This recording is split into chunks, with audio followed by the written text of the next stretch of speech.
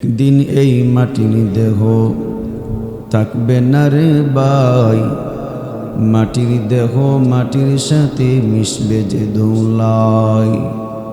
কিসের বাড়ি কিসের ঘর কিসের জমিদারি,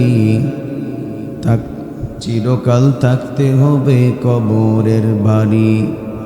বুক বিলাসের বাড়ি গাড়ি পরে রবে সব, কবরতে থাকবে শুধু আল্লাহ মোদের রব।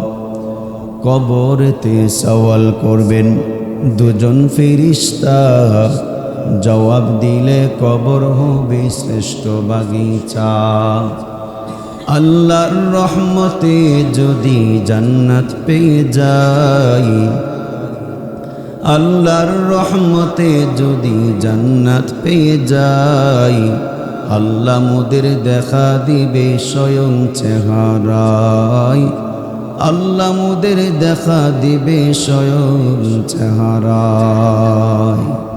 এই দুনিয়া ছেড়ে আমাদেরকে যেহেতু পরকালে যেতেই হবে, নেক আমল যার ভালো হবে সে সুন্দর এবং স্বচ্ছভাবে কবরের মুনকার নাকির ফিরিস্তার সওয়ালের জবাব সুন্দরভাবে দিতে পারবে।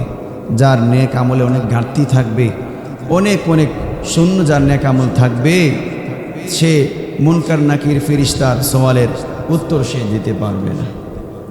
মুহতারাম হাজিরিন, এমনই সওয়াবের ধারাকে বেশি পরিমাণ বৃদ্ধির জন্য আমাদের জন্য অত্যন্ত একটি মাস হচ্ছে এই রমজানুল মুবারক, এই পবিত্রতম মাস। এই মাসের মধ্যে অনেকগুলো বিশেষ আমলের মধ্যে আমি গত জুমাতে আলোচনা করেছিলাম। এর মধ্যে 1 নম্বর আলোচনা করেছিলাম কোরআন তেলাওয়াত বেশি থেকে বেশি পরিমাণ করা।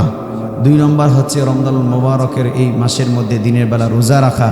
3 নম্বর হচ্ছে রাতের বেলা লাইলাতুল সালাতুত তারাবি আদায় করা। 4 নম্বর রমজানুল মাসের মধ্যে অন্যতম একটি ইবাদত হচ্ছে রমজান মাসের শেষ দশকের মধ্যে ইতিকাফ করা। ইতিকাফের আদায়কারীর ব্যাপারে, যারা ইতিকাফ আদায় করেন এদের ব্যাপারে আমার আল্লাহ পাক রব্বুল আলামিন অনেক গুরুত্ব দিয়ে আমাদের জাতির পিতা ইব্রাহিম আলাইহিস সালাতু ওয়াস সালামকে আল্লাহ পাক হুকুম করেছিলেন যে আমার যে সমস্ত ব্যক্তিরা ইতিকাফে বসবে, যারা কাবা শরীফকে তাওয়াফ করবে, এদের জন্য তুমি এবং তোমার ছেলে ইসমাইল দুজন মিলে কাবা শরীফকে তোমরা পবিত্র করে দাও, সুন্দর করে দাও। এগুলোকে গুছিয়ে রাখো, যাতে করে তাওয়াফকারী এবং ইতিকাফকারীর জন্য যেন এটা একেবারে একটা অত্যন্ত আরামদায়ক একটা পরিবেশ হয়ে যায়। আল্লাহ পাক রব্বুল আলামিন সূরা আল বাকারার 125 নম্বর আয়াতে কারিমার মধ্যে বলেন, وَإِذْ جَعَلْنَا الْبَيْتَ مَثَابَةً لِلنَّاسِ وَأَمْنًا।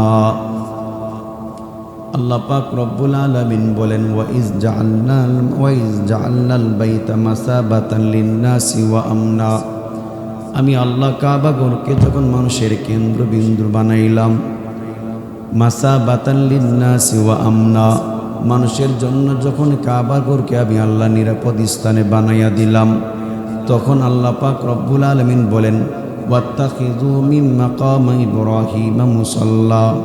আমার পয়গম্বর ইব্রাহিম আলাইহিস সালাতু ওয়াস সালাম কাবা শরীফকে নির্মাণ করার জন্য যে পাথরের মধ্যে দাঁড়িয়ে কাবা শরীফকে নির্মাণ করেছিলেন, আল্লাহ পাক হুকুম দিলেন এই কাবা শরীফের পাথরের ইব্রাহিম আলাইহিস সালাতু ওয়াস সালামের দাঁড়ানোর স্থানকে তোমরা নামাজের স্থানে তোমরা পরিণত করে দাও।